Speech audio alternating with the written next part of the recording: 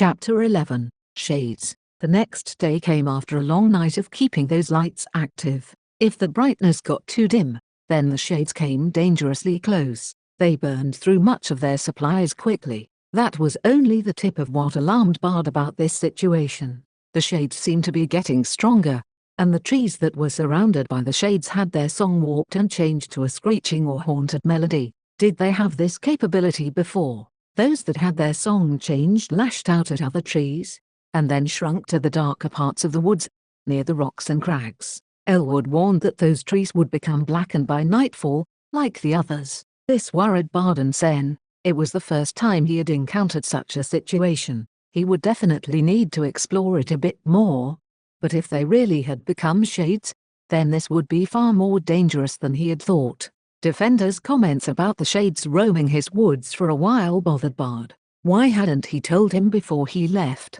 Then again, he hadn't asked. He had been too focused on just surviving and living. Bard was starting to see all the problems that arose from not communicating, or at least, not communicating everything and doing it well. Amir and Keith stirred at different times, and he and Sen administered to them both, making sure their injuries were healing well. When they explained what had happened while these two slept, Amir was angry, but calmed when he learned that no one was injured. Keith's expression was more guarded. As the day wore on, shades would appear as the clouds came. A storm would hit here soon, and that would be a terrifying time. Bard focused on forest craft with the materials they had, and some trees offered some of their limbs for fires. Most gathered what dead wood they could find. Bard gritted his teeth.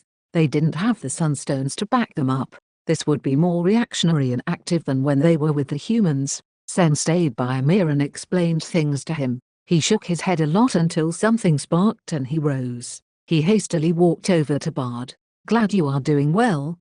Bard paused and greeted him. "You had her stay in a Tekka village and then exposed her," Amir said. Bard resumed his work to shrug off some of the intense energy coming from Amir. "We did, and over 300 of them were forced from their homes, because they stood up for her instead of succumbing to their hatred and bitterness," Bard retorted. "They are seeking tokens from Elder perspective right now." "That's—" Amir stopped and bit his tongue in silence. "Father," Sen shouted as she caught up.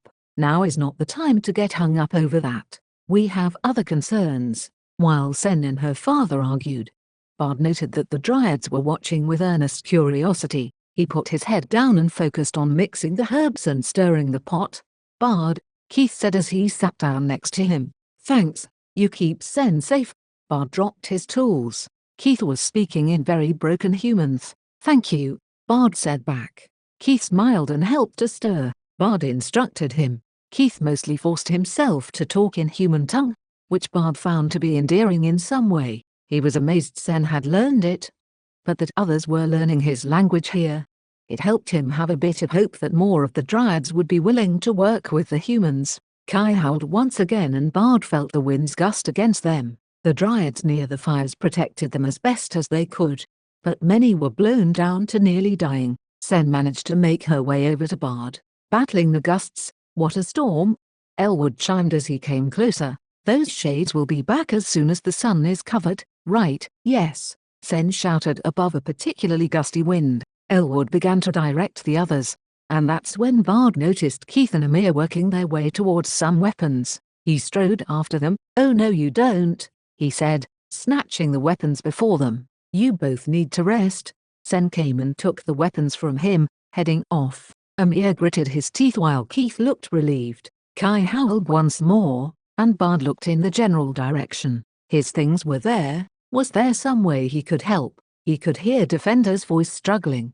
His song was far too weak, worse than last time. Bard strode over to his things and fought the biting chill of the wind. He located his flute, but the moving air made it impossible to play. He reached for his other instruments, and found they were all out of tune with this weather, and the travel they had been through. He groaned and then heard screams as the dryads fled from a dead fire. Shades began to pour in. Sen let out, grabbing light sticks and reclaiming their space from the shades until the fire could be restored. Other dryads armed themselves with the light sticks as the sun became fully covered.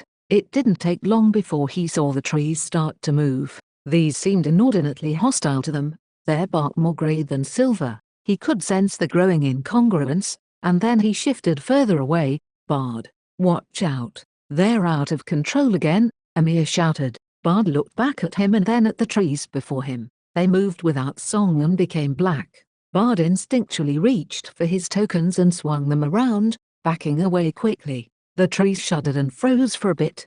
Bard, Sen shouted. She came up beside him. A plan began to form. Sen, keep these tokens moving, use yours too. I need time to tune my violin.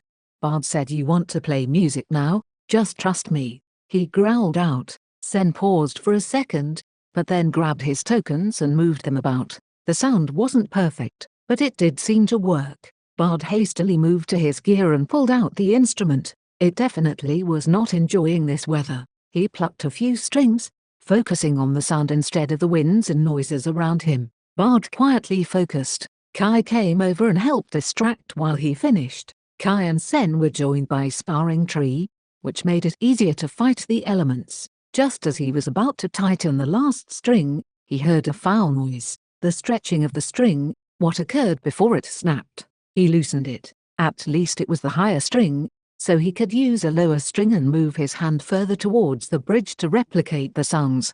It would just make this harder. He tightened his bowstring and then moved towards Defender. He closed his eyes and recalled the song he played before, and found the pace within Defender's dying song. It was too slow. He shifted, bringing the violin to his cheek and playing a few notes. Defender paused and then sang. Bard quickly joined.